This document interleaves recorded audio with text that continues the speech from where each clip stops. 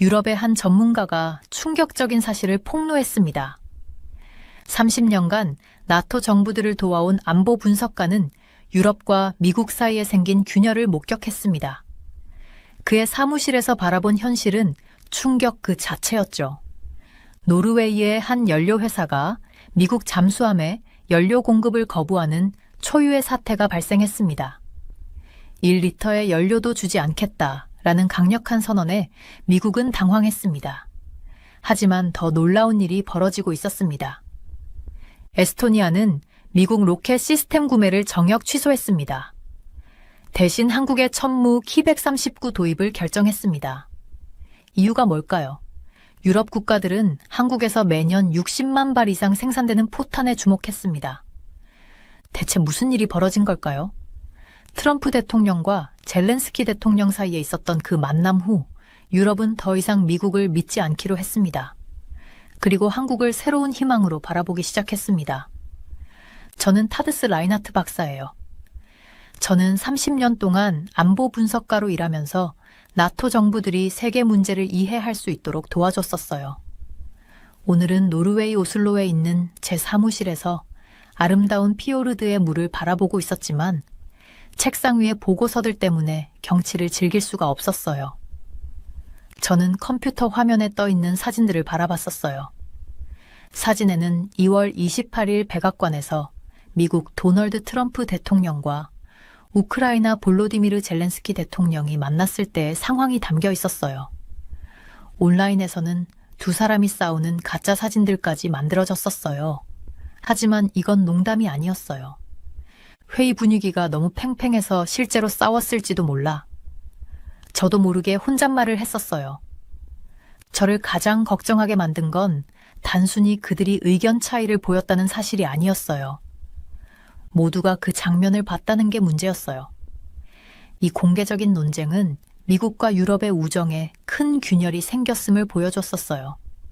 오랫동안 유럽의 여러 나라는 미국을 믿고 자신들의 안전을 맡겼었는데 이제 그 신뢰가 깨지고 있었어요. 젤렌스키 대통령은 우크라이나에 대한 지원을 얻지 못한 채 백악관을 떠났었어요. 그러자 유럽 국가들은 빠르게 자체적인 계획을 세우기 시작했어요.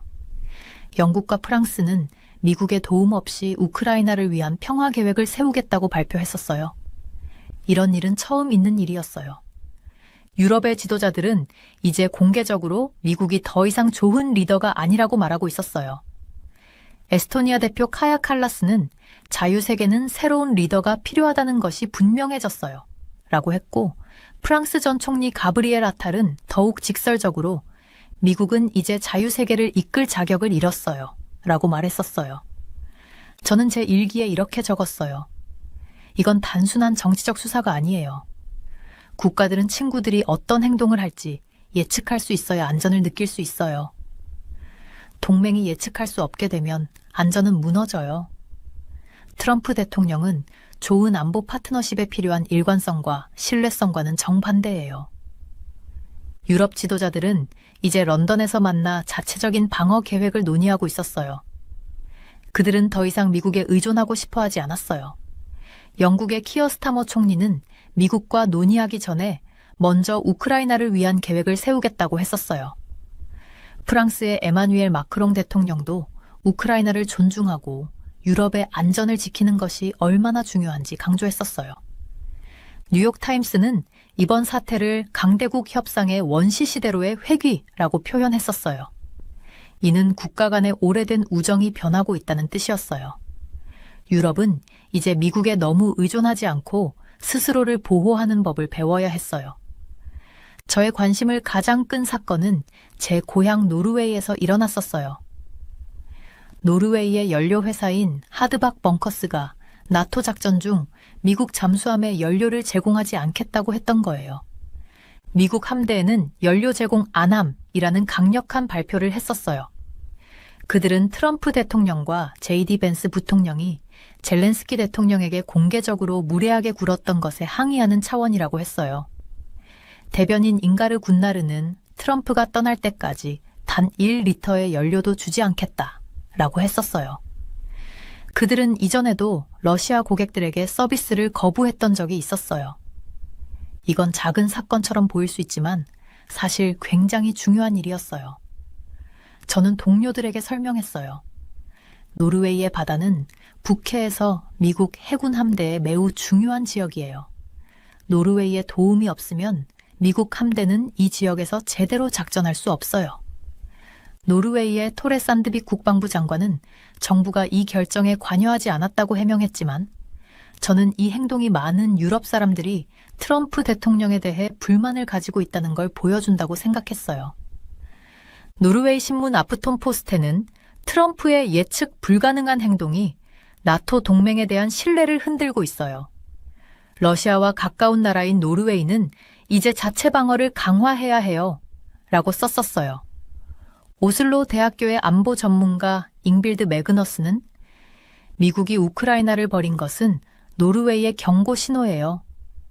연료 회사의 결정은 우리가 미국에 너무 의존하는 것을 조심하고 있다는 걸 보여줘요. 라고 말했었어요. 저는 메모를 했어요.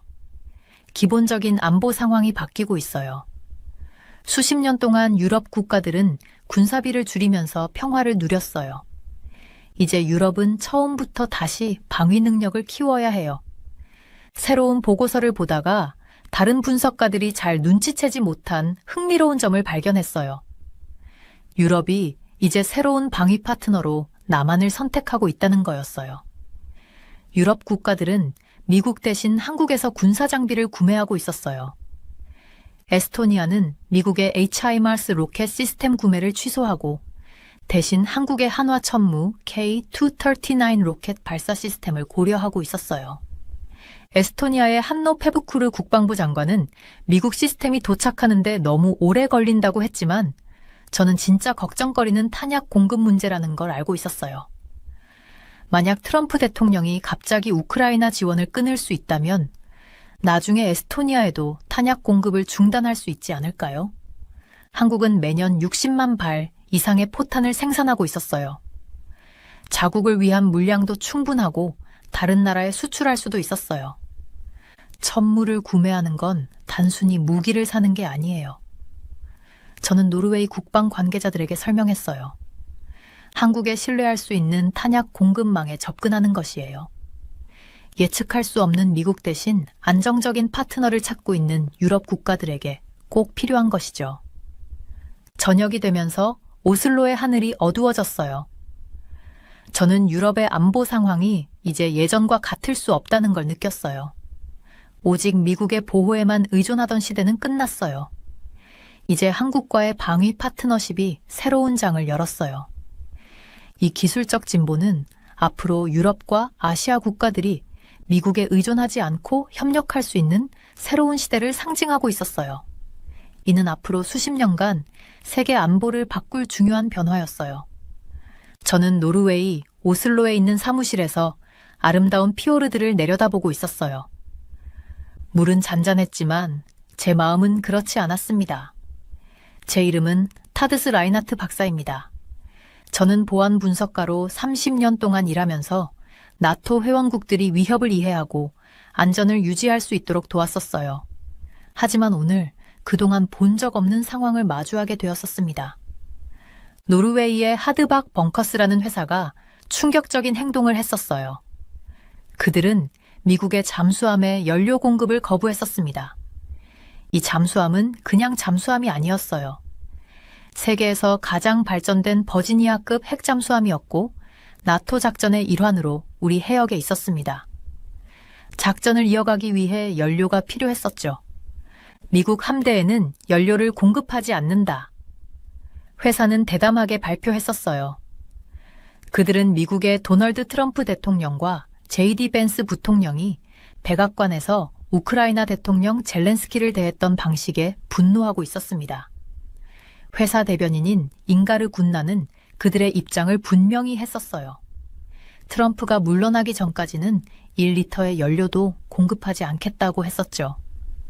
이는 그들이 우크라이나에 대한 러시아의 행동 이후 러시아 선박에 연료 공급을 거부했던 때를 떠올리게 했습니다. 저는 동료들에게 이 상황이 얼마나 중요한지 설명했었어요. 이건 그냥 보여주기식 행동이 아니에요. 제가 사무실 회의실에 모인 동료들에게 말했었습니다. 노르웨이의 해역은 북해에서 미국 해군 작전에 매우 중요해요. 노르웨이의 도움이 없으면 미국의 북해 작전 능력은 크게 제한됩니다. 토레 산드비크 국방부 장관은 정부가 회사의 결정과 관련이 없다고 말하려 했었지만 저는 이 상황이 단지 한 회사의 불만을 넘어서고 있다는 걸 알고 있었습니다. 이는 많은 유럽인들이 트럼프 대통령에 대해 느끼고 있는 감정을 반영하고 있었어요. 노르웨이의 주요 신문인 아프톤포스테는 트럼프의 예측 불가능한 행동이 나토 동맹에 대한 신뢰를 흔들고 있다. 러시아와 이웃한 나라로서 노르웨이는 자체 방어 능력을 강화할 필요가 있다고 메인 기사에서 다뤘습니다. 오슬로 대학의 안보 전문가인 잉빌드 매그너스의 말이 제게 인상 깊게 남았었어요. 미국이 우크라이나를 벌인 것은 노르웨이에게도 경고 신호입니다. 민간 회사들이 연료 공급을 중단한 것은 미국에 너무 의존하는 것에 대한 경계심을 보여줍니다. 이건 단순히 입장을 표명하는 걸 넘어서요. 저는 노트에 이렇게 적었었어요. 기본적인 안보 방정식이 바뀌고 있다.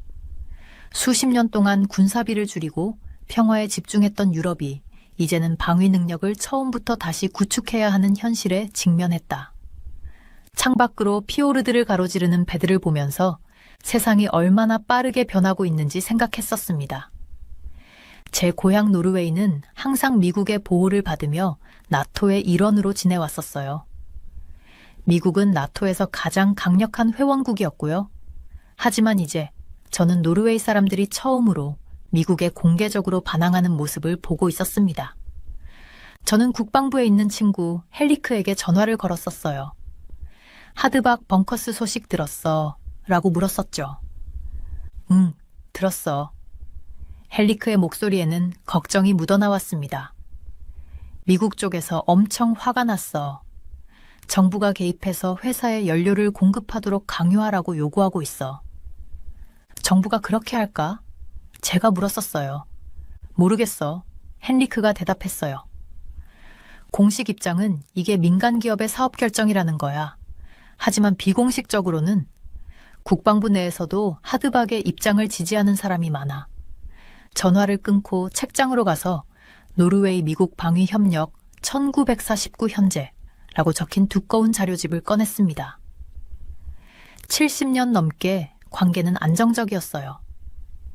미국은 우리를 보호해줬고 우리는 북해와 북극 지역에 전략적 접근을 제공했었어요.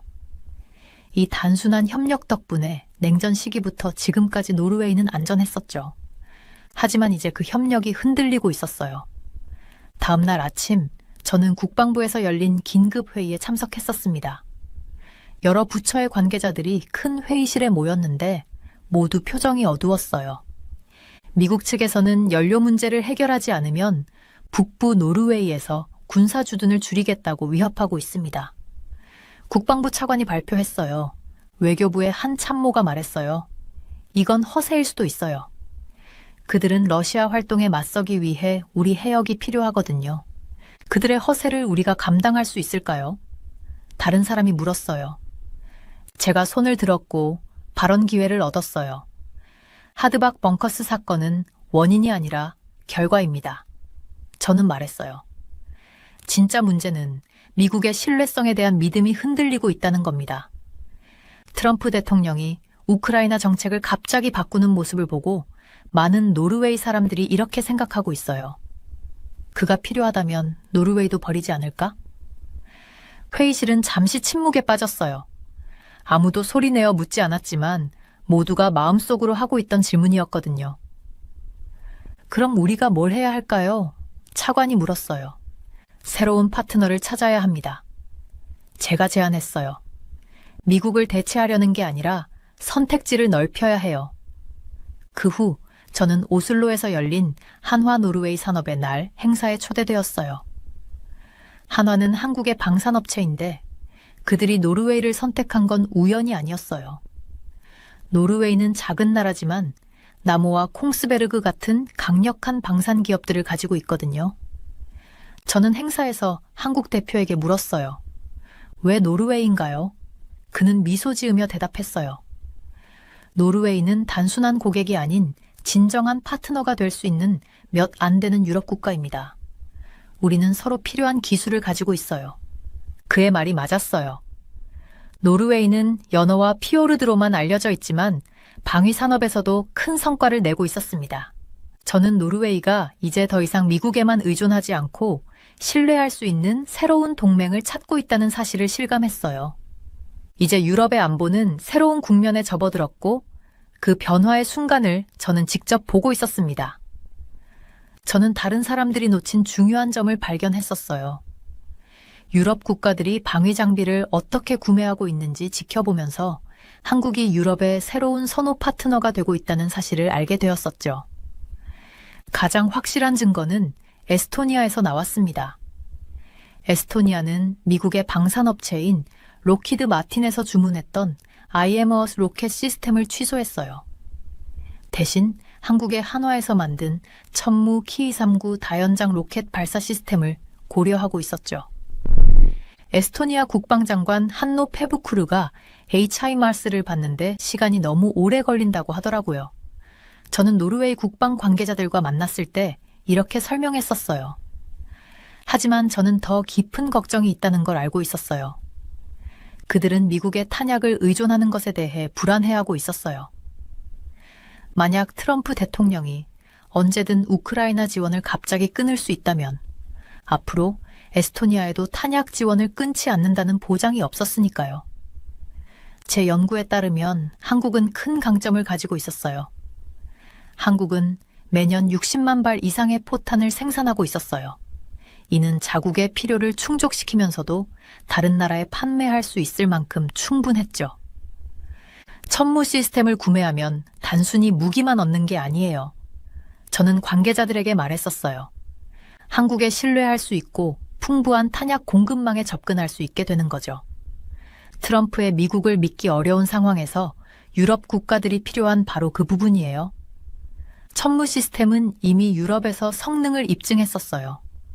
이 시스템은 130mm 소형 로켓부터 600mm 대형 미사일까지 다양한 로켓과 미사일을 발사할 수 있었고 최대 300km까지 사거리를 자랑했었죠. 폴란드는 이미 이 시스템을 호마르케이라는 이름으로 도입했고 자국의 옐츠 트럭에 장착했었어요. 이는 한국 시스템이 나토 장비와도 잘 호환된다는 것을 보여줬습니다. 한국인 동료들이 했던 말이 기억났어요. 트럼프의 미국보다 신뢰할 수 있는 국가와의 안보 협력을 추구해야 합니다. 저도 전적으로 동의했었어요. 특히 제 관심을 끌었던 건 제 모국인 노르웨이가 한국 방산업체와 더욱 긴밀한 관계를 형성하고 있다는 점이었어요. 2월에 오슬로에서 열린 한화 노르웨이 산업의 날 행사에서는 많은 노르웨이 관계자들이 한국 방위 시스템에 큰 관심을 보였었죠. 이건 단순한 우연이 아니야. 저는 제 노트를 보면서 중얼거렸어요. 한화가 유럽 여러 나라 중에서 노르웨이를 선택한 건 우리가 진정한 기술적 협력 파트너가 될 수 있는 몇 안 되는 나라 중 하나이기 때문이야. 많은 사람들이 노르웨이를 떠올리면 연어와 피오르드를 먼저 생각해요. 하지만 저는 우리나라가 방산 분야에서 얼마나 강한지 알고 있었어요. 나모와 콩스베르그 같은 기업들은 세계 100대 방산업체에 들어가요. 인구가 적은 나라임에도 불구하고 노르웨이의 방위 산업은 상당히 뛰어났고 일부 면에서는 영국, 프랑스, 독일보다도 앞서 있었어요. 특히 흥미로웠던 것은 나모가 개발한 신기술이었어요. K9 자주포용 램제트 미사일을 개발했는데 이 미사일은 무려 150km까지 날아갈 수 있었어요.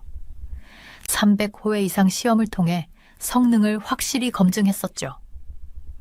이 사거리 혁신은 모든 걸 바꿔놓습니다.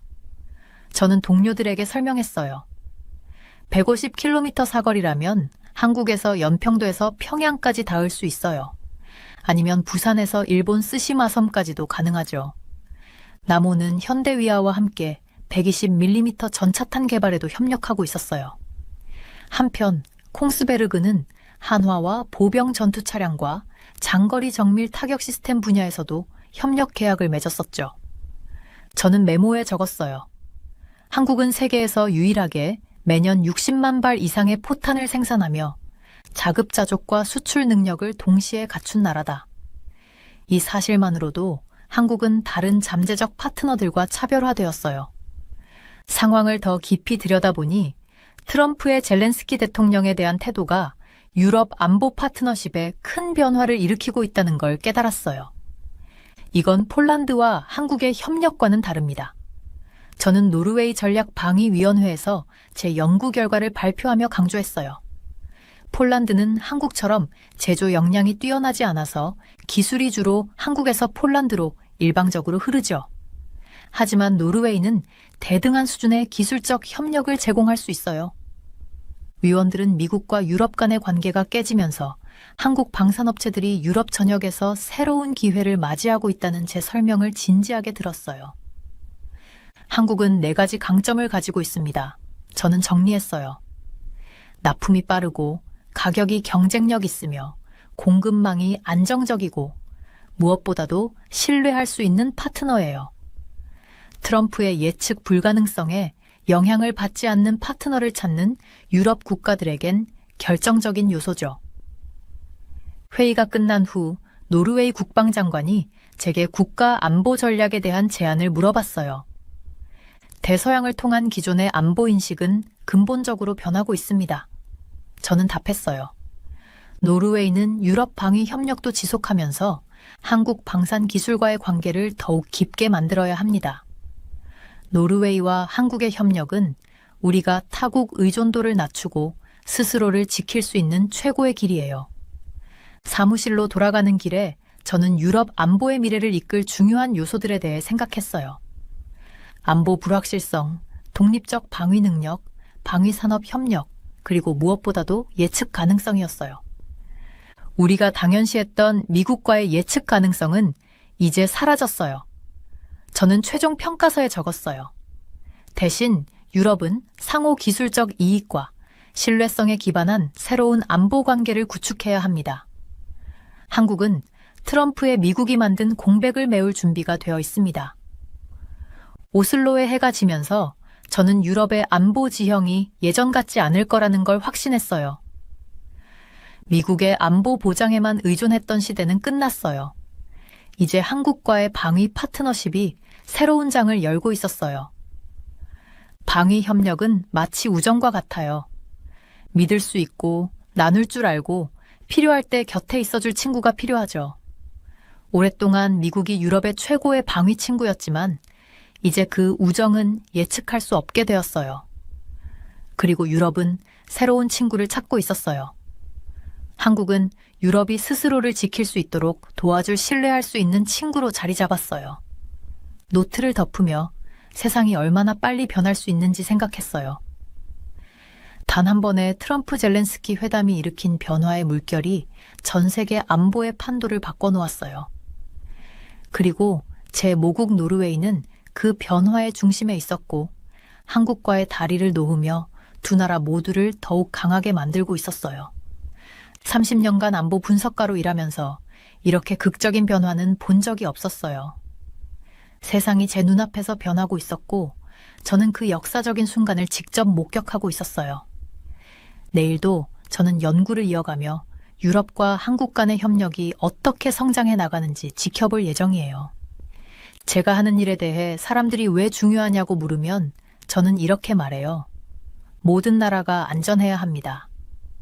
오랫동안 유럽은 미국이 항상 우리를 지켜줄 거라고 믿었어요. 하지만 이제는 확신할 수 없어요. 그래서 우리는 새로운 친구를 찾아야 합니다.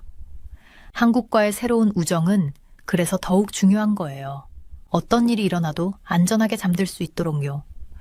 저는 오슬로에서 열린 한화 노르웨이 산업 행사장의 문을 통과했었습니다.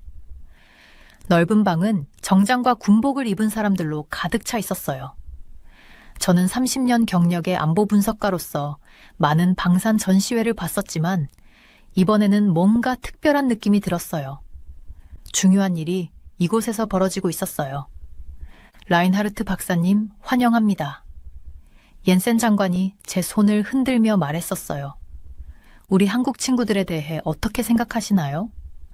저는 전시된 한국의 방산 시스템을 둘러봤었어요. 큰 로켓 발사대, 첨단 미사일, 군용 차량들이 전시장을 가득 메우고 있었어요. 노르웨이 관계자들은 각 부스를 돌며 눈에 띄게 관심을 보이고 있었어요. 이 파트너십은 우연이 아니에요. 저는 장관님께 말씀드렸었어요. 한화가 유럽 국가들 중에서 노르웨이를 선택한 데는 이유가 있어요. 우리의 연어와 아름다운 피오르드 때문인가요? 그가 농담했었어요. 저는 고개를 저었어요. 아니에요. 그들이 우리를 선택한 이유는 우리가 진정한 기술적 파트너가 될 수 있는 몇 안 되는 나라 중 하나이기 때문이에요. 많은 사람들이 노르웨이를 평화로운 자연의 나라로만 생각해요. 하지만 우리 방산 산업이 얼마나 강한지 모르는 경우가 많아요. 남모와 콩스베르그 같은 기업들은 세계 방산 기업 상위 100위 안에 들어요. 인구가 500만 명이 조금 넘는 작은 나라로서 정말 대단한 성과예요. 인구 대비로 보면 영국, 프랑스, 독일 같은 큰 나라들보다도 강력한 방산 산업을 가지고 있어요. 저는 남모의 전시 부스로 걸어갔었어요. 그들은 K9 자주포용 신형 램제트 미사일을 소개하고 있었어요. 이 미사일은 기존 미사일보다 훨씬 더 먼 거리를 날아갈 수 있었어요. 이것이 우리의 혁신입니다. 남모 엔지니어가 미사일의 단면 모형을 가리키며 설명했었어요. 저희는 300회 이상 테스트를 완료했어요. 이 미사일은 150km 떨어진 목표물까지 도달할 수 있습니다. 저는 고개를 끄덕이며 그 중요성을 이해했었어요. 전략적으로 모든 것이 달라지겠군요. 150km가 얼마나 먼 거리인지 쉽게 설명하려면 이렇게 말할 수 있어요. 만약 이 시스템을 한국의 연평도에 배치하면 북한의 수도 평양까지 도달할 수 있어요. 혹은 부산에 설치하면 일본의 대마도까지 닿을 수 있죠. 이 정도 거리라면 정말 놀라운 성능이에요. 제가 태블릿에 메모를 하며 지난주 한국인 동료와의 대화를 떠올렸어요. 그는 중요한 말을 했었어요. 한국은 매년 60만 발 이상의 포탄을 만드는 유일한 나라예요. 우리만 사용해도 충분하고 다른 나라에 판매할 물량도 남아요. 이 사실은 탄약 공급을 걱정하는 유럽 국가들에 점점 더 중요한 의미를 갖게 되었어요. 전시장 뒤쪽에서는 콩스베르그 대표들이 한화 관계자들과 계약서에 서명하고 있었어요. 그들은 전투 차량과 장거리 사격 시스템 분야에서 협력하기로 했어요. 근처에서는 남모 엔지니어들이 현대위아와 함께 120mm 전차 탄약 개발 계획을 논의하고 있었어요. 라인하르트 박사님, 노르웨이 육군의 라르센 대령이 저를 불렀었어요. 이 새로운 미사일 시스템을 보세요. 한국 측에서는 우리 기존 장비와 통합할 수 있다고 하네요. 저는 그를 따라갔어요.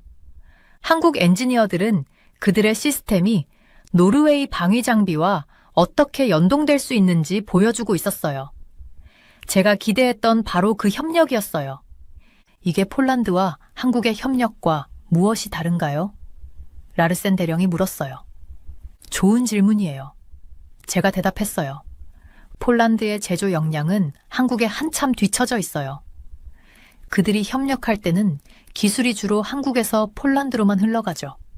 하지만 노르웨이는 선진 기술을 가지고 있어요. 우리는 양쪽이 중요한 혁신을 제공할 수 있는 대등한 파트너십을 맺을 수 있어요. 점심 이후 저는 남모와 한화 대표들과 비공개 회의를 가졌어요. 그들은 공동 미사일 개발 프로그램에 대한 계획을 공유했어요. 트럼프 젤렌스키 갈등 이후 모든 것이 달라졌어요. 한화 임원이 말했었어요. 유럽 국가들이 매일 저희에게 연락해요. 미국 시스템의 대안을 찾고 있죠. 저도 동의했어요. 한국 방산 기업들은 지금 4가지 큰 강점을 가지고 있어요. 첫째, 신속한 납품이 가능해요. 둘째, 가격이 경쟁력이 있어요. 셋째, 정치적 상황에 흔들리지 않는 안정적인 공급망을 갖추고 있어요. 넷째, 가장 중요한 건 신뢰할 수 있는 파트너로 인식되고 있다는 점이에요. 트럼프의 예측 불가능성에서 자유롭다는 거군요. 남모의 이사가 눈빛을 주며 말했어요. 맞아요. 제가 말했었어요. 그날 저녁 저는 노르웨이 국방장관과의 특별 만찬에 초대되었어요. 고위 관계자들과 한국 국방부 대표들도 함께 했었어요. 라인하르트 박사님, 장관님이 식사 중에 물으셨었어요. 초기 보고서를 읽어봤어요. 정말 한국과의 파트너십이 우리에게 가장 좋은 길이라고 생각하시나요? 저는 포크를 내려놓고 신중하게 답했어요. 장관님, 유럽과 미국의 안보 협력 체계가 근본적으로 변화하고 있어요. 미국과의 예측 가능한 관계가 사라지고 있어요. 노르웨이는 유럽 방위 협력을 유지하면서도 한국 방산 기술과의 통합을 강화해야 해요. 이 파트너십은 우리의 안보 자립을 위한 가장 유망한 길이에요. 장관님은 고개를 끄덕였어요. 그렇다면 나토는요? 전통적인 동맹을 포기할 수는 없죠. 물론 나토를 포기하자는 게 아니에요. 제가 설명했어요. 하지만 파트너십을 다양화할 필요가 있어요. 노르웨이 한국 동맹은 네이토 내에서 우리의 위치를 강화할 수 있어요. 저는 그날 밤 조용한 오슬로의 거리에서 호텔로 걸어갔어요. 가볍게 눈이 내리고 있었고 차가운 공기 속에 제 숨이 보였어요. 호텔 방에서 노트북을 열어 보고서를 마무리했어요. 안보 불확실성, 독립적인 방위 능력, 방산산업 협력, 그리고 가장 중요한 예측 가능성이라는 문구를 적었어요. 다음 날, 저는 노르웨이 전략방위위원회에서 제 발표를 했었어요.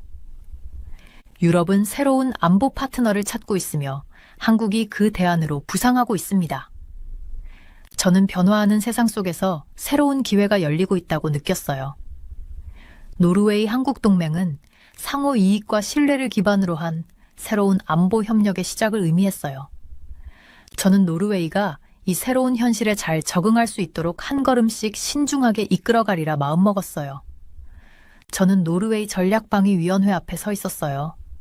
30년 동안 안보 분석가로 일해왔던 무게가 어깨에 느껴졌습니다. 트럼프 대통령과 젤렌스키 대통령의 갈등이 유럽의 안전 계획을 어떻게 바꾸고 있는지 설명하려고 준비하는 동안 방안은 조용했었어요. 지금 우리가 보고 있는 상황은 한국과 폴란드의 협력 방식과는 완전히 달라요. 저는 준비해온 차트를 가리키며 말했어요. 폴란드는 한국만큼 무기를 많이 만들 수 없었기 때문에 한국은 기술만 전해줬었죠. 하지만 노르웨이는 다릅니다. 우리는 한국과 대등하게 협력하면서 지식을 공유할 수 있어요. 위원회 멤버들이 의자에 몸을 기울이는 모습을 봤어요. 그들도 제가 말하는 것이 중요한 것을 알고 있었어요. 미국과 유럽의 우정이 흔들리면서 한국 방산 기업들이 유럽 전역에서 새로운 기회를 얻고 있습니다. 저는 메인 스크린에 가까이 다가가서 유럽 국가들이 구매하고 있는 한국 무기 시스템 사진을 보여줬어요. 한국이 인기를 끄는 이유는 크게 4가지입니다. 저는 손가락을 하나씩 접으며 설명했어요. 첫째, 무기를 신속하게 공급할 수 있어요. 둘째, 가격이 경쟁력 있어요. 셋째, 안정적인 공급망을 가지고 있어요. 이는 부품과 탄약을 문제없이 계속 생산할 수 있다는 뜻이죠. 그리고 넷째, 어쩌면 가장 중요한 점인데요. 한국은 믿을 수 있는 파트너입니다. 안보 분야에서는 신뢰가 모든 것이었어요. 잠시 말을 멈춰 그들이 이를 받아들이도록 했어요. 이러한 장점들은 유럽 국가들이 트럼프처럼 갑작스럽게 태도를 바꾸지 않을 방산 파트너를 찾고 있는 지금 더욱 중요해지고 있어요. 위원들의 표정에서 그들도 이해했다는 걸 알 수 있었어요. 우리는 오랫동안 미국에 의지해왔지만 이제 그 안전망이 흔들리는 느낌이었어요. 발표가 끝난 후 노르웨이 국방장관이 저를 똑바로 바라봤어요. 라인하르트 박사님, 우리의 국가 안보 계획에 대해 어떤 조언을 해주실 수 있습니까? 저는 깊이 숨을 들이쉬고 대답했어요. 가장 중요한 질문이었거든요. 대서양을 가로지르는 국가 간의 방위 협력 방식이 완전히 달라지고 있습니다. 저는 말했어요. 노르웨이는 여전히 다른 유럽 국가들과 협력하면서도 한국의 방위 기술과 더 긴밀히 협력해야 해요. 노르웨이와 한국의 파트너십은 우리가 타인에게 너무 많이 의존하지 않고 스스로를 지킬 최고의 기회입니다. 회의가 끝난 후 저는 사무실로 돌아갔어요. 국방청 복도는 마치 새로운 시대에 접어든 것을 아는 것처럼 달라 보였어요. 제 머릿속에는 앞으로 몇 년간 유럽의 안전을 좌우할 단어들이 떠올랐습니다. 안보 불확실성, 독립적 방위 능력, 방산산업 협력, 그리고 가장 중요한 예측 가능성. 책상에 앉아 제 일기에 마지막 생각을 적었어요. 우리가 당연하게 여겼던 미국과의 예측 가능한 관계는 사라졌습니다. 수십 년 동안 우리는 미국이 무엇을 하고 어떻게 도와줄지를 알았었죠. 그 확신은 이제 사라졌어요. 이제 유럽은 기술 협력과 신뢰할 수 있는 관계를 바탕으로 새로운 안전망을 만들어야 해요. 한국은 트럼프의 미국이 남긴 빈자리를 채울 준비가 되어 있습니다. 창밖으로 오슬로의 모습을 바라봤어요. 피오르드는 정치적 폭풍 속에서도 변함없이 펼쳐져 있었어요. 노르웨이는 바이킹 시대부터 냉전 시대까지 언제나 생존을 위해 적응해 왔습니다. 이번에도 다르지 않을 거예요. 한국과의 협력은 이미 성과를 보이고 있었어요. 노르웨이 방산기업인 남모는 케인님 무기 시스템을 위해 특수한 램제트 미사일을 개발했었어요. 이 미사일은 이제 150km 떨어진 표적까지 도달할 수 있게 되었어요. 이 성과는 단지 더 나은 무기에 대한 이야기가 아니었어요. 유럽과 아시아 국가들이 미국에 의존하지 않고 협력할 때 어떤 일이 일어날 수 있는지 보여주는 상징이었어요. 해가 지기 시작하면서 사무실에 긴 그림자가 드리워졌어요. 유럽 안보의 풍경은 이제 결코 예전과 같지 않을 거예요. 오직 미국에만 의지하던 시대는 끝나가고 있었어요. 이제 한국과의 새로운 파트너십이라는 새로운 장이 열리고 있었어요. 저는 이 변화가 러시아와 가까운 노르웨이 같은 나라에 어떤 영향을 미칠지 생각했어요. 우리는 오랫동안 유럽 방위 협력과 미국의 보호 사이에서 균형을 잡아왔어요. 이제는 새로운 균형을 찾아야 했어요. 노르웨이 기업들이 미국 잠수함의 급유를 거부한 사건은 이러한 변화가 일반 기업과 사람들에게까지 얼마나 깊이 영향을 미치는지를 보여줬어요. 이제 안보는 단지 정부의 문제가 아니었어요. 사람들과 기업들도 신뢰와 믿음에 따라 입장을 취하고 있었어요. 저는 지난주에 한국 동료와 나눴던 대화를 떠올렸어요. 그는 이런 말을 했었어요. 안보는 우정과 같아요. 진짜 힘든 때에 나타나주는 친구만이 진정으로 믿을 수 있는 법이죠. 수십 년 동안 미국은 그런 친구였어요. 하지만 제 책상 위에 펼쳐진 무기 판매 보고서, 기술 이전, 외교 회담 자료를 보면서 그 우정이 변하고 있다는 걸 느꼈어요. 끝나지는 않았지만 이제는 예전처럼 확실하지는 않았어요. 한국과의 협력에서 가장 기대되는 것은 서로 다른 강점을 결합할 수 있다는 점이었어요. 노르웨이는 미사일 시스템과 수중 장비 같은 특정 기술의 강점이 있었고, 한국은 대량 생산 능력과 즉각적인 위협에 맞서본 경험이 있었어요. 함께라면 어느 한 나라가 단독으로 만들 수 있는 것보다 더 나은 방위 시스템을 만들 수 있었어요.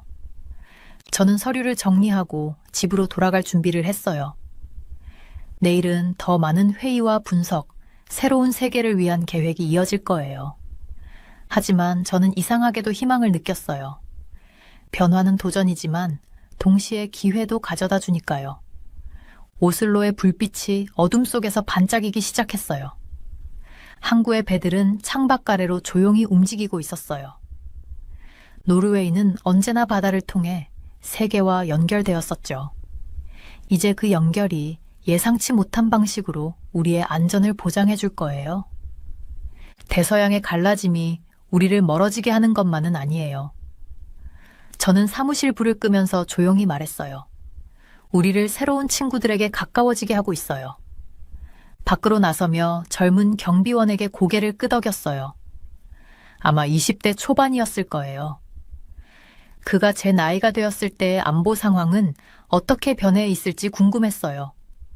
미국과 유럽은 다시 예전의 파트너십을 회복할까요? 지금 맺어지고 있는 한국 같은 나라와의 새로운 관계가 완전히 다른 안보 구조의 기반이 될까요? 어느 쪽이든 제 역할은 노르웨이가 이 불확실한 상황을 잘 헤쳐나가도록 돕는 것이었어요. 그리고 지금은 한국이 우리에게 줄 수 있는 것과 우리가 한국에 줄 수 있는 것을 정확히 이해하는 것이 필요했어요. 저는 내일 남모의 램제트 미사일 시험 결과를 계속 분석할 생각을 했어요. 사거리를 150km까지 늘린 기술은 혁신적이었어요. 이를 다른 시스템에 적용하고 유럽 파트너들과 공유할 수 있다면 대륙 전체의 힘의 균형을 바꿀 수 있었어요. 저는 차가운 노르웨이 저녁 공기를 느끼며 미소 지었어요.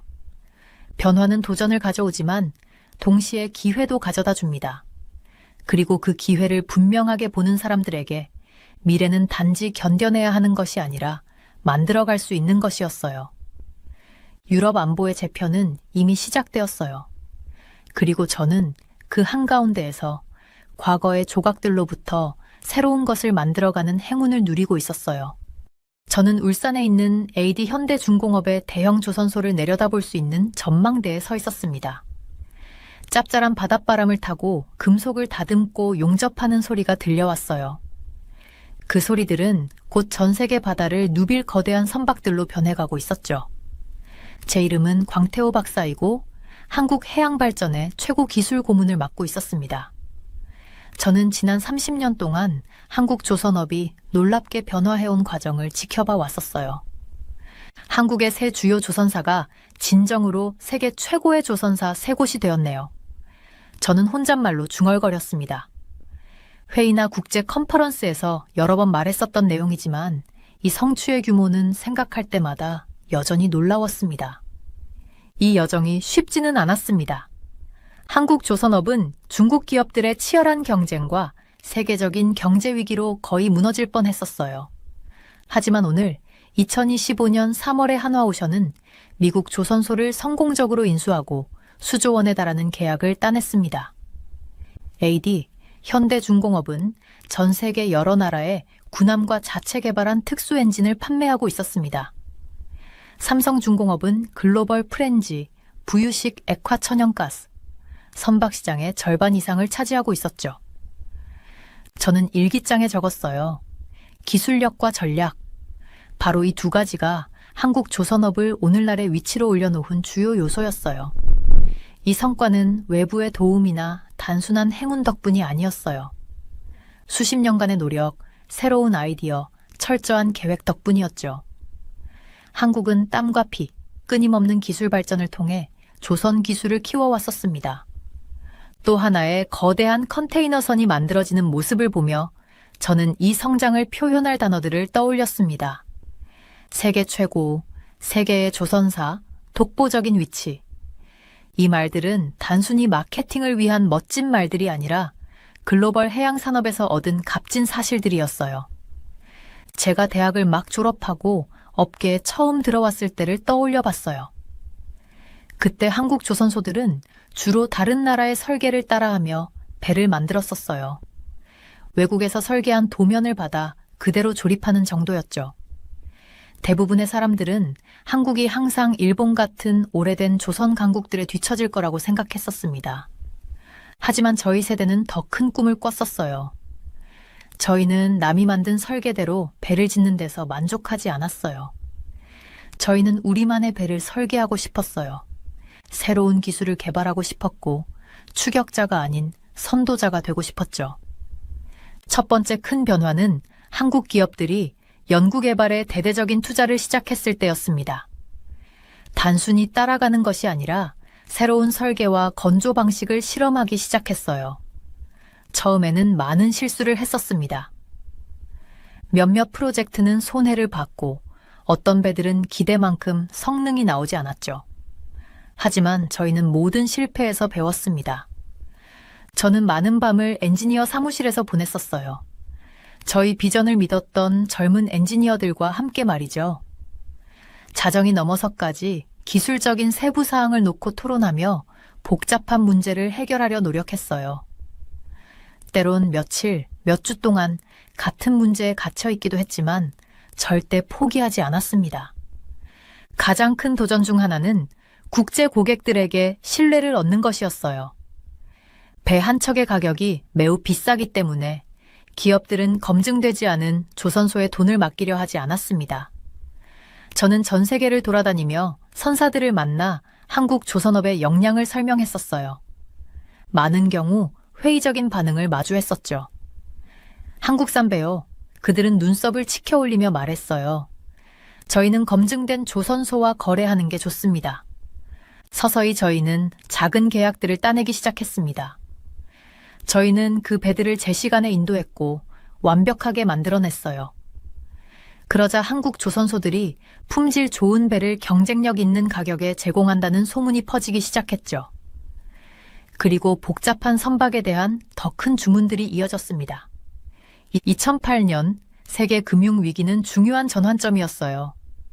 세계 곳곳에 많은 조선소들이 파산하거나 운영을 축소했죠. 하지만 한국 기업들은 충분한 재무적 안정성을 쌓아두었기 때문에 위기를 견딜 수 있었습니다.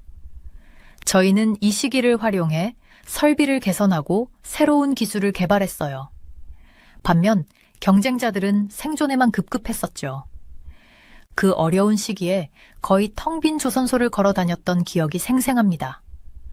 평소 들리던 건조 소리 대신 정적만이 감돌았었죠. 많은 직원들이 해고되었고 사기는 바닥이었어요.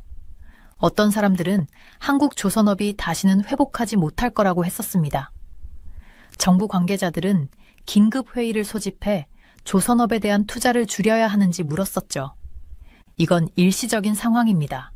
저는 그들에게 말했어요. 지금 다른 나라들이 투자할 수 없을 때 우리가 투자하면 시장이 회복되었을 때 더 강해질 겁니다. 큰 모험이었지만 결국 성공했습니다. 세계 경제가 회복되자 한국 조선소들은 발전된 시설과 연료 효율이 높고 환경 오염을 줄인 새로운 선박 설계로 준비가 되어 있었습니다.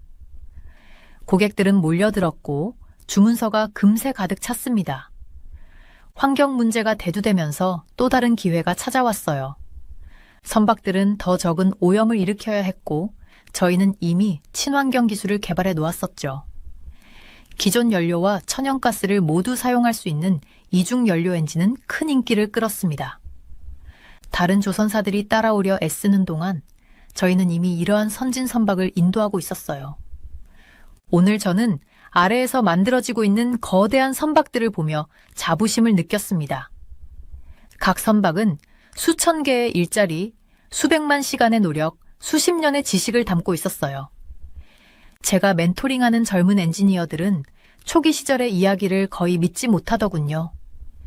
그들은 한국이 조선 강국으로 자리 잡은 모습을 보며 자랐고 저희가 선도자가 아니었던 시절을 상상할 수 없었습니다. 저는 그들에게 성공은 노력하지 않으면 금방 사라진다고 자주 이야기해 줍니다. 노을이 조선소를 붉게 물들이며 크레인과 반쯤 지어진 선박들 위로 번질 때 저는 만족감과 동시에 긴장감을 느꼈습니다. 저희는 많은 것을 잃었지만 경쟁은 멈추지 않거든요. 저는 일기장을 덮고 사무실로 향했습니다. 내일은 또 새로운 도전이 기다리고 있겠지만 오늘만큼은 자부심을 느끼는 시간을 가졌습니다. 한국 조선업의 부상은 현대산업 역사에서 가장 큰 성공 스토리 중 하나예요. 그리고 저도 그 작은 부분을 함께할 수 있었던 것이 참으로 행운이었어요. 저는 큰 사무실에 앉아 선반에 놓인 배 모형들을 바라보고 있었어요. 이건 장난감이 아니었어요. 한국 조선소에서 실제로 건조된 배들의 축소판이었죠. 제 이름은 태호광이고 저는 한국 해양 발전의 최고 기술 고문으로 일하고 있었어요. 오늘은 미국의 수도인 워싱턴에서 온 중요한 메시지를 읽고 있었어요. 2025년에 도널드 트럼프 대통령이 다시 집권하게 되었고 이는 미국과 한국의 협력 방식, 특히 조선 분야에서 큰 변화를 가져왔습니다. 제 책상 위에 놓인 보고서에는 트럼프 대통령은 한국의 세계적인 조선 기술을 높이 평가하고 있습니다. 라고 적혀 있었어요. 이는 미국 대통령이 한국의 선박을 매우 좋게 생각한다는 뜻이었어요. 그는 우리 두 나라가 함께 배를 만들고 수리하고 운영하길 원했었어요. 저는 왜 미국이 우리를 필요로 하는지 잘 알고 있었어요. 그들의 조선 산업은 큰 어려움에 처해 있었거든요. 미국은 세계 선박의 단 0.4%만을 건조하고 있었어요. 100척 중 한 척도 안 되는 수준이었죠. 반면 중국은 전 세계 신규 선박 주문의 59%를 차지하고 있었어요. 이는 전 세계에서 건조되는 선박의 절반 이상을 의미했었어요. 미국에는 배를 건조할 인력이 부족했고 조선소들도 낡아 있었어요. 저는 이러한 상황을 주간 회의에서 팀원들에게 설명했었어요. 이건 자선 행사가 아니에요. 이건 필수예요. 저는 말했어요. 미국이 우리를 필요로 하는 게 더 크지만 함께 일하면 양국 모두에게 큰 기회가 생길 거예요. 2025년 2월에 중요한 일이 있었어요. 미국의 의원 2명, 마이클 리와 존 커티스가 해군 준비 보장법이라는 새로운 법안을 발의했어요. 이 법은 나토 회원국들이 미국의 해군 함정을 우호적인 인도 태평양 국가에서 건조할 수 있도록 허용했어요. 직접적으로 말하진 않았지만 모두가 그 나라가 한국이라는 것을 알고 있었어요. 수치가 어마어마했어요. 미국은 2054년까지 364척의 새로운 선박이 필요했어요. 이는 매년 약 300억 달러의 비용이 들고 수리와 유지 보수에도 추가로 60억 달러가 필요했었어요. 저는 그 후에 협정 체결 과정에 참여했었어요. 한국의 대형 기업인 AD 현대중공업과 한화오션이 미 해군 선박을 유지 보수하는 계약을 따냈어요. 한화는 심지어 미국 필라델피아 조선소를 인수했어요. 이건 아주 현명한 결정이었고 트럼프 대통령이 해군 책임자로 지명한 존 펠런의 찬사를 받았어요.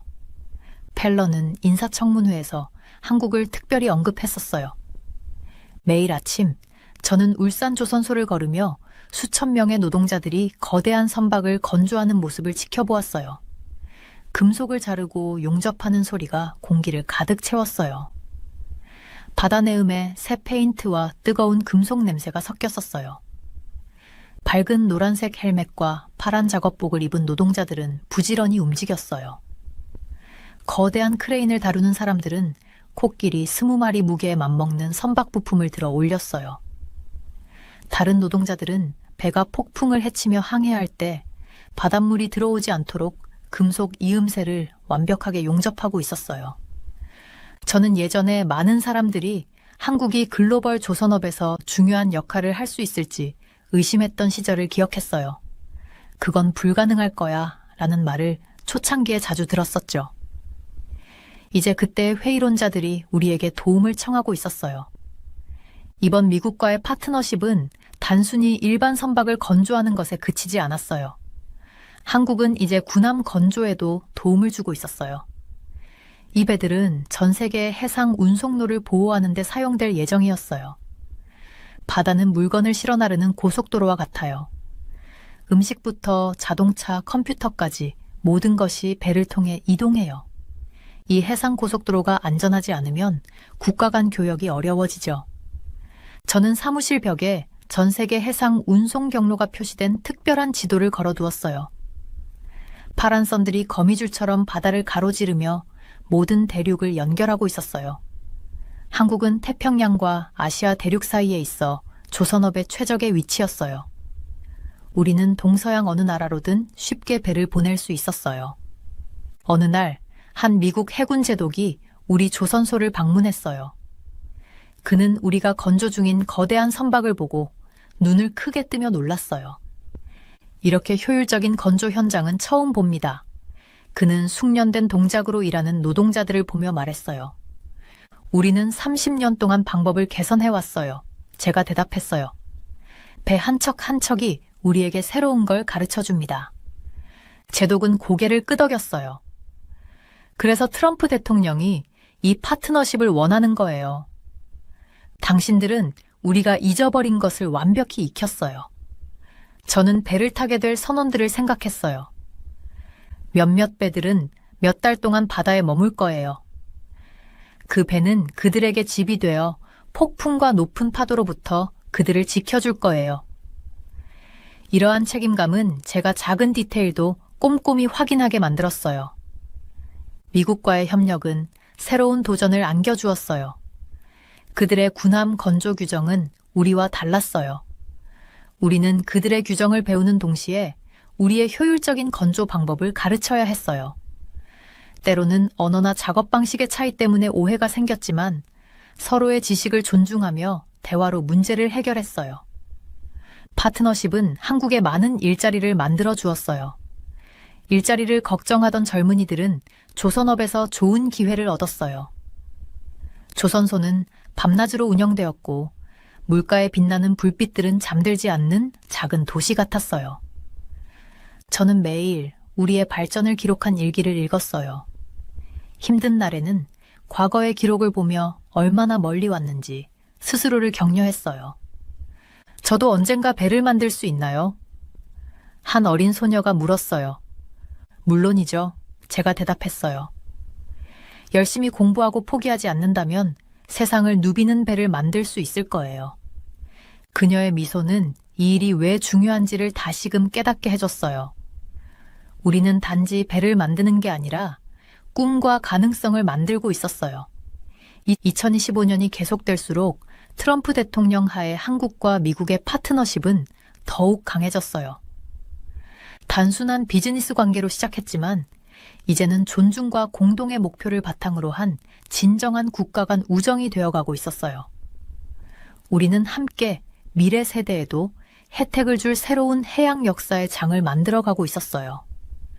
저는 힘센 엔진에 대해 이야기할 때마다 특별한 자부심을 느꼈어요. 이 놀라운 기계는 AD 현대중공업의 가장 큰 성과였었어요. 저는 지금도 최신 모델을 바라보며 우리가 얼마나 멀리 왔는지 떠올리고 있었습니다. 우리 힘센 엔진의 총 생산량이 5,000대를 넘었어요. 지난주 회의에서 제가 발표했었어요. 이제 우리는 세계 엔진 시장의 35%를 차지하며 글로벌 1위를 기록하고 있습니다. 제 목소리는 엔지니어들과 비즈니스 관계자들로 가득 찬 큰 회의실에 울려 퍼졌습니다. 그들의 눈에는 자부심이 가득했어요. 우리는 정말 열심히 노력했었습니다. 선박 엔진은 선박에서 가장 비싼 부품이에요. 제작도 정말 어렵습니다. 전 세계에서 단 3개의 회사만이 자체적으로 엔진을 개발했었는데 한국은 이 소수의 그룹에 합류하게 되었어요. 우리 팀은 10년 동안 집중적인 연구를 했었어요. 그 결과가 바로 사행정 중속 힘센 엔진이었어요. 이 강력한 엔진은 중형 화물선부터 특수군함까지 다양한 선박에서 사용되고 있어요. 우리의 엔진은 1400마력부터 36,000마력까지의 출력을 낼 수 있습니다. 우리의 성공이 더욱 놀라운 이유는 우리가 그것을 얼마나 빨리 이루었는가에 있었어요. 핀란드, 독일, 일본과 같은 나라들은 100년 넘게 엔진을 만들어 왔는데 우리는 단 20년 만에 정상을 찍었어요. 국제 전문가들이 우리의 계획을 비웃던 때가 기억납니다. 그들은 한국이 이 어려운 분야에서 성공할 수 있을 거라고 믿지 않았었습니다. 신뢰를 쌓는 게 가장 큰 도전이었어요. 어제 공장을 방문한 공대 학생들에게 제가 설명했었어요. 사람들은 비싼 선박을 주문할 때 위험을 감수하고 싶어 하지 않아요. 신생 회사의 엔진을 사용하고 싶어 하지 않았죠. 우리는 문제를 해결하고 신뢰할 수 있는 엔진을 만들면서 신뢰를 얻어야 했습니다. 2005년 쿠바의 주문은 우리에게 중요한 순간이었어요. 쿠바는 육상 발전용으로 힘센 엔진 588대를 주문했었습니다. 우리 엔진은 쿠바식 페소 지폐에도 등장했어요. 하지만 힘센 엔진이 특별한 진짜 이유는 바로 환경 친화적인 면에 있었어요. 오늘날 우리 엔진의 60%는 이중 연료 엔진이에요. 이는 렌지 액화 천연가스와 메탄올을 연료로 사용할 수 있다는 뜻이에요. 2011년에는 독일의 에메인사와 협력했었어요. 함께 세계 최초로 LNG를 연료로 사용할 수 있는 대형 엔진을 개발했었죠. 그리고 2023년에는 또 다른 혁신을 이루었어요. 고압 직분사 암모니아 이중 연료 엔진을 개발했는데 이는 누구도 시도하지 않았던 기술이었어요. 저는 첫 이중 연료 프로토타입을 테스트했던 날이 아직도 기억나요. 수석 엔지니어가 엔진을 가동했을 때 긴장감이 감돌았었어요. 엔진이 부드럽게 작동하자 모두가 환호했어요. 몇몇 나이 든 팀원들은 눈물까지 흘렸습니다. 오랫동안 사람들은 한국 엔지니어들이 세계적인 엔진을 만들 수 없다고 했었는데 그날 우리는 그들을 완전히 잘못됐다는 걸 증명했어요. 지난달에는 최신 힘센 엔진을 사용하는 선박을 방문했어요. 선장은 저에게 말했어요. 이 엔진은 절대 문제를 일으키지 않아요. 최악의 폭풍 속에서도 완벽하게 작동합니다. 이런 말을 들을 때마다 우리의 모든 노력이 보람차게 느껴졌어요. 우리의 성공은 우연이 아니었어요. 우리는 수많은 밤을 테스트하고 실패하고 다시 도전하며 보냈어요. 한겨울의 냉각 문제를 해결하려고 크리스마스와 새해에도 쉬지 않고 일했었어요. 아무도 불평하지 않았어요. 모두 같은 꿈을 꾸고 있었거든요. 초기에는 특히 어려웠어요. 우리는 선박 회사들을 설득해야 했어요. 많은 회사들이 유럽이나 일본의 엔진만 고집했어요. 우리는 특별 보증과 낮은 가격을 제시했었어요. 조금씩 우리의 엔진이 신뢰를 얻으며 더 많은 고객들이 찾아왔어요. 오늘날 전 세계 선박 운영자들은 힘센 엔진을 직접 찾고 있어요. 우리 엔진은 연료 소비가 적고 배출가스도 적으며 고장이 거의 없어요. 유지보수 비용도 낮아서 선박 회사들에게 많은 비용 절감을 가져다 줍니다. 선박에 대한 환경 규제가 해마다 엄격해지고 있어요. 선박들은 점점 더 적은 오염물질을 배출해야 합니다. 우리의 이중연료 기술은 선박 회사들이 이러한 새로운 규제를 충족할 수 있도록 돕고 있어요. 최신 엔진들은 사용 가능한 연료나 환경에 더 적합한 연료로 쉽게 전환할 수 있어요. 특히 암모니아 연료 기술이 자랑스러워요. 암모니아는 연소 시 이산화탄소를 배출하지 않아요. 이는 기후변화에 큰 도움이 돼요. 처음에 암모니아 엔진을 만들자고 했을 때 많은 전문가들이 불가능하다고 했었어요. 암모니아는 연소가 어렵고 부식성이 강했어요. 하지만 우리 엔지니어들은 문제를 하나씩 해결해 나갔어요. 우리는 수많은 실패를 겪었어요. 초기 프로토타입 중 하나는 연료가 새면서 테스트 도중 불이 났었어요. 다행히 아무도 다치지 않았지만 여러 부품을 다시 설계해야 했습니다. 또 한 번은 공장에서는 완벽하게 작동했던 엔진이 실제 선박에 설치되었을 때 문제가 생겼어요. 우리 엔지니어들은 싱가포르로 날아가 밤낮 없이 일하며 문제를 해결했어요.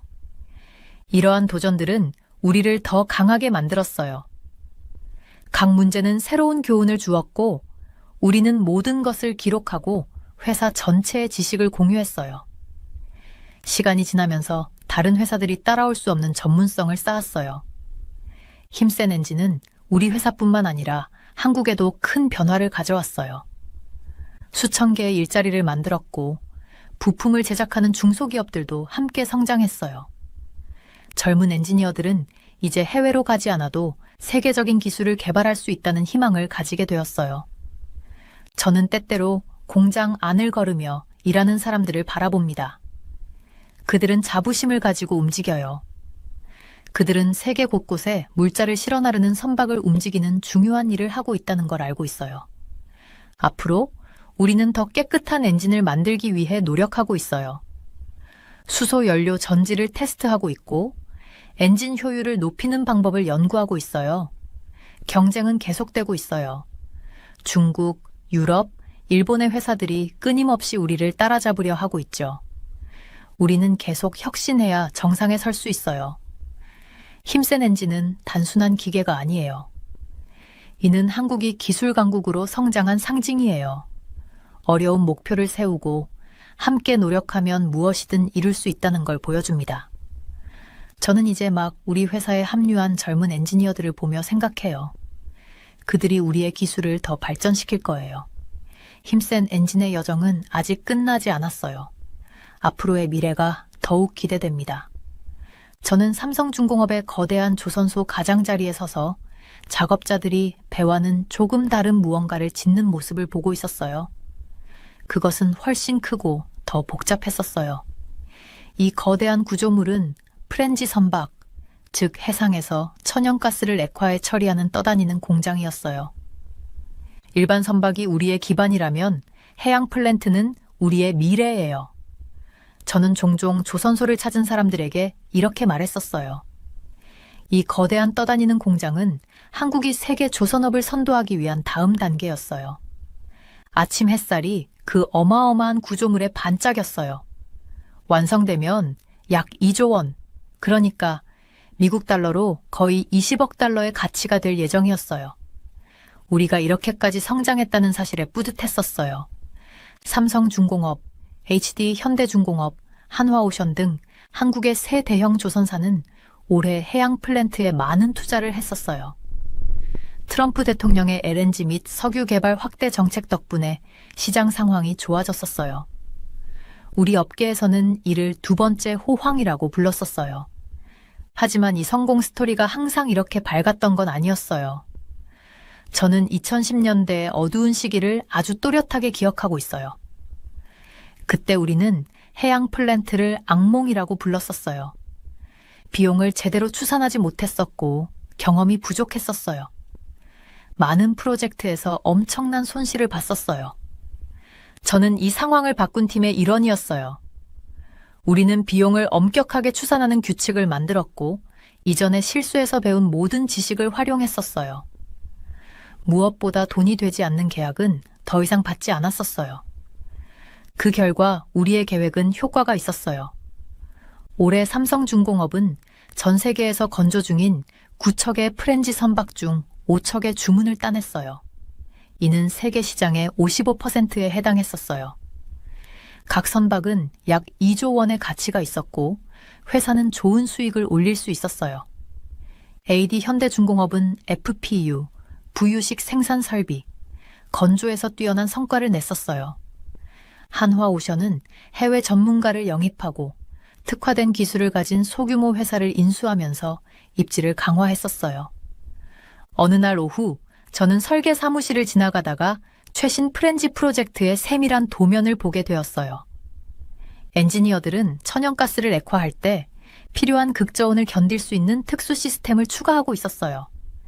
이건 중국 조선소가 쉽게 따라 할 수 없는 부분이에요. 저는 방문한 업계 전문가들에게 설명했었어요. 기술 장벽이 너무 높아요. 이런 걸 제대로 만들려면 몇십 년의 경험이 필요해요. 그게 바로 한국이 가지고 있는 누구도 뺏을 수 없는 강점이에요. 저희가 처음 해양 플랜트에 도전했을 때 많은 사람이 우리를 미쳤다고 했었어요. 유럽 기업들은 이미 오랜 기간 해양 플랜트를 건조해 왔었고 그들은 풍부한 경험과 고객 관계를 가지고 있었어요. 하지만 우리는 열심히 공부하고 올바른 인재를 채용하고 새로운 기술에 투자했었어요. 초기 프로젝트들은 정말 힘들었어요. 많은 실수를 했었고 작업을 다시 해야 했었어요. 때로는 포기해야 하나 고민했었어요. 프로젝트 하나당 수백만 달러의 손실을 보기도 했었고 회사 임원들은 이 사업을 완전히 접어야 할지 진지하게 논의했었어요. 하지만 우리는 계속 나아갔어요. 실수에서 배웠고 복잡한 프로젝트를 관리하는 더 나은 방법을 개발했었어요. 수천 개의 부품과 작업을 관리할 수 있는 특별한 컴퓨터 프로그램도 만들었었어요. 그렇게 조금씩 더 나아졌어요. 이제 조선소를 걸을 때면 모두의 얼굴에서 자신감을 느낄 수 있어요. 작업자들은 자신이 맡은 부분이 거대한 전체에서 어떤 역할을 하는지 정확히 알고 있었어요. 예전에는 며칠씩 작업을 멈추게 했던 문제도 이제는 빠르게 해결할 수 있었어요. 지난주에는 새로운 직원들이 해양 플랜트에 사용되는 특수금속 용접 기술을 배우는 훈련센터에 다녀왔어요. 이 금속들은 극저온에서도 깨지지 않아야 했어요. 용접 하나라도 잘못되면 천연가스가 위험하게 새어나올 수 있었어요. 천천히 해요. 강사는 학생들에게 말했었어요. 이 일에서는 항상 품질이 속도보다 중요해요. 이런 태도 덕분에 우리는 성공할 수 있었어요. 우리는 서두르지 않았고 절대 대충하지 않았어요. 해양의 가혹한 환경에서도 수십 년간 완벽하게 작동해야 한다는 사실을 잘 알고 있었어요. 저희의 해양 플랜트 제어실은 마치 SF 영화의 한 장면 같았어요.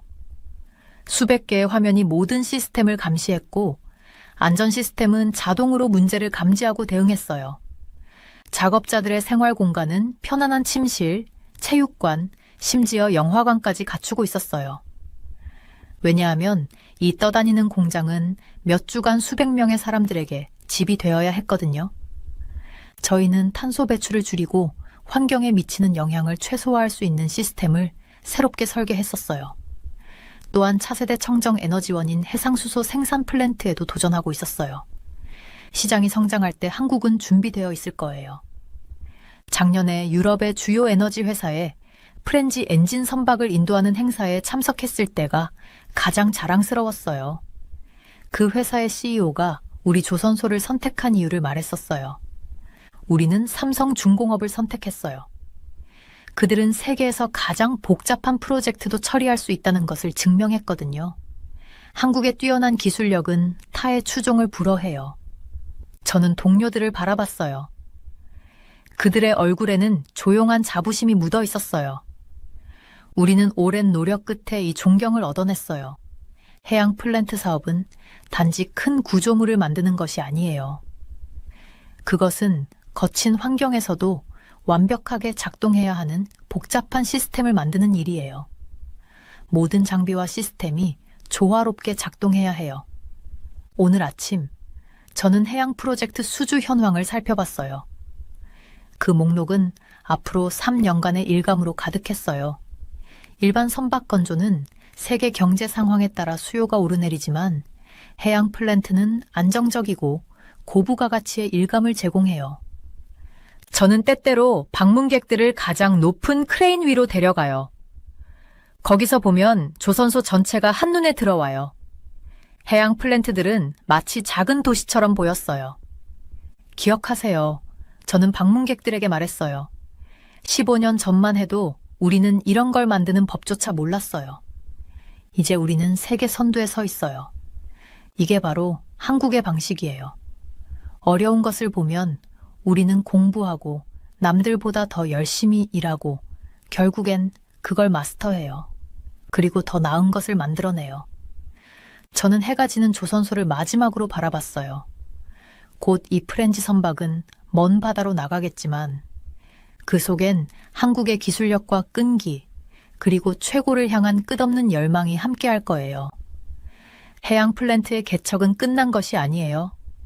이제 한국에게 이곳은 우리의 왕국이 되고 있어요. 제가 처음으로 한국이 해군 함정을 건조해야 한다고 제안했을 때의 일이었어요. 많은 사람들이 저를 비웃었었죠. 우리는 화물선이나 유조선을 만드는 나라지 전투함을 만드는 게 아니에요. 라고 했었어요. 하지만 저는 달랐어요. 우리가 상업 선박을 만들면서 쌓은 기술이 훌륭한 군함을 만드는데도 큰 도움이 될 거라고 확신했었습니다. 저는 오랫동안 한국 해양발전의 수석 기술 고문으로 일했었습니다. 제 이름은 태호광입니다. 저는 한국이 조선업에서 작은 플레이어였던 시절부터 세계적인 선도국으로 성장하는 모습을 지켜봤었어요. 그리고 최근에 해군 함정 분야에서의 성공에 제가 기여할 수 있었다는 게 정말 자랑스럽습니다. 오늘 저는 사무실에 앉아 AD 현대중공업이 페루와 필리핀을 위해 건조한 새로운 전투함 사진을 보고 있어요. 30년 전 이 업계에 첫 발을 내디뎠을 때만 해도 우리가 이렇게 멀리 올 거라고는 상상도 못했었습니다. 그런데 이제는 한국산 해군 함정이 다른 나라를 지키기 위해 대양을 누비는 모습을 보고 있어요. 페루 계약은 우리에게 큰 승리였어요. 페루는 중형 전투함인 프리깃 한 척을 주문했었고 연안 보호용 초계함 한 척과 병력과 장비를 해안으로 운송할 수 있는 상륙함 2척도 주문했었어요. 각각의 함정은 수천 시간에 걸친 한국 엔지니어들과 조선업자들의 노력의 결실이었죠. 필리핀의 주문은 더욱 컸고 저를 더욱 자랑스럽게 했습니다.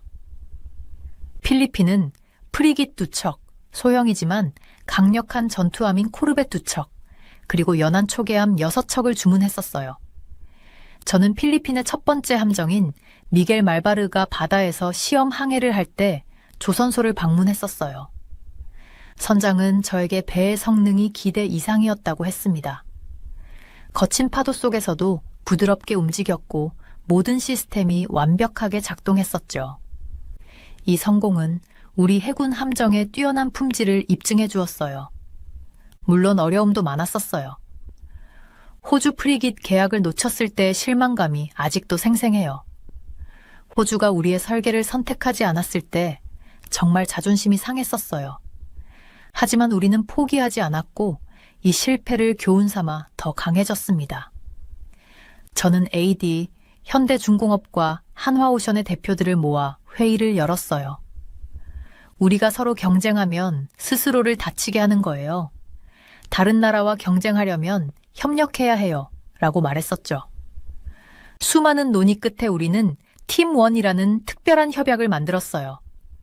HD 현대중공업은 수상함정, 한화오션은 잠수함에 집중하기로 했습니다. 이렇게 역할을 나누면서 각 회사가 자신이 잘하는 분야에서 최고가 될 수 있었어요. 그날 밤 저는 노트에 이렇게 적었어요. 이건 큰 변화예요. 이제 우리는 개별 회사의 성공이 아니라 한국 전체의 강화를 생각하고 있어요. 우리 해군 함정의 특별함을 만드는 요소 중 하나는 바로 엔진이에요. 우리는 하이엠센 힘센 엔진이라는 자체 엔진을 개발했었어요. 이 엔진을 만들기 위해 10년 동안 열심히 노력했었고 이제 많은 함정에 사용되고 있어요. 핀란드, 독일, 일본 같은 나라들은 100년 넘게 선박 엔진을 만들어 왔는데 우리는 단 20년 만에 그들을 따라잡았어요. 우리의 엔진은 환경에도 좋습니다. 액화천연가스, LNG나 메탄올 같은 친환경 연료도 사용할 수 있어서 배가 배출하는 오염물질을 줄일 수 있죠. 우리의 성공이 더욱 의미 있는 이유는 중국이 쉽게 따라할 수 없다는 점이에요. 군함을 만드는 데는 오랜 시간에 걸쳐 쌓은 특별한 지식과 경험이 필요합니다. 중국은 단순한 화물선은 많이 만들었지만 현대식 군함에 필요한 복잡한 시스템에는 아직 어려움을 겪고 있어요. 저는 종종 팀원들에게 말했어요. 우리는 단순히 다른 나라가 중국의 해군력에 맞설 수 있도록 돕는 게 아니에요. 우리는 좋은 군함의 기준을 세우고 있어요. 미국이 왜 한국 조선업체와 협력하고 싶어 하는지 묻는 사람들이 많아요. 사실 미국의 조선소들은 어려움에 처해 있어요. 전 세계 선박의 0.4%만 만들고 있는 상황에서 중국은 무려 59%를 만들고 있거든요. 미국 조선소들은 오래됐고 숙련된 인력도 부족합니다. 2025년 2월 미국 정부는 해군 준비 보장법을 통과시켰어요. 이 법은 나토 회원국들이 아시아의 우방국들, 즉 한국에서 미 해군 함정을 건조할 수 있도록 허용했어요. 미국은 2054년까지 364척의 새로운 함정을 만들어야 하고 매년 약 300억 달러가 필요해요. 함정 유지 보수에도 연간 60억 달러가 들 예정이에요. 저는 한국 조선업체들과 미 해군 간의 협정을 성사시키는데 도움을 줬습니다. AD 현대중공업과 한화오션은 이제 미 해군 함정의 유지 보수 계약을 맺었어요. 한화는 필라델피아에 있는 조선소까지 인수했는데 이 일은 미국 대통령 도널드 트럼프를 매우 기쁘게 했습니다. 이건 자선 사업이 아니에요. 저는 팀에게 이렇게 설명했었어요. 미국이 우리를 필요로 하는 만큼 우리도 그들과 협력하면서 얻을 수 있는 기회가 많아요. 미국과의 파트너십 덕분에 우리는 더 발전된 군사기술을 접할 수 있었고 우리 함정을 더 많은 나라에 판매할 수 있는 길도 열렸어요. 미국을 신뢰하는 나라들이 한국산 군함을 믿게 된 거죠. 이제 은퇴를 앞두고 지난 시간을 돌아보면 정말 많은 것을 이루었다는 생각이 듭니다. 처음에는 사람들이 비웃었지만 우리는 그들을 틀리게 만들었어요. 우리는 단순히 상업 선박을 만드는 데서 그치지 않고 훨씬 더 어려운 군함 건조 분야에서도 큰 성공을 거뒀습니다. 한국 해양 강국의 5가지 핵심은 이제 확실하게 자리 잡았어요. 트럼프 대통령과의 미국과의 전략적 협력, 미 해군 함정 건조, 세계적인 하이엠센 엔진 기술, 해양 플랜트 분야의 우위, 그리고 해군 함정 분야에서의 성장까지요. 저는 한국이 이러한 파트너십에서 주도권을 유지하고 있다는 점이 가장 자랑스럽습니다. 우리는 다른 나라를 따라가는 게 아니라 우리가 선두에 서서 이끌어가고 있어요. 거대한 군함들이 조선소에서 만들어지는 모습을 보면 정말 멀리 왔다는 생각이 듭니다. 한국의 조선업 이야기는 끈기와 혁신의 이야기예요. 다른 사람들이 의심할 때에도 스스로를 믿었던 이야기죠. 그리고 무엇보다도 결코 2등에 만족하지 않았던 이야기입니다. 저는 이 위대한 여정에 작은 역할을 했을 뿐이지만 한국이 진정한 글로벌 해양 강국으로 성장하는 데 기여할 수 있었다는 것이 무척 자랑스럽습니다.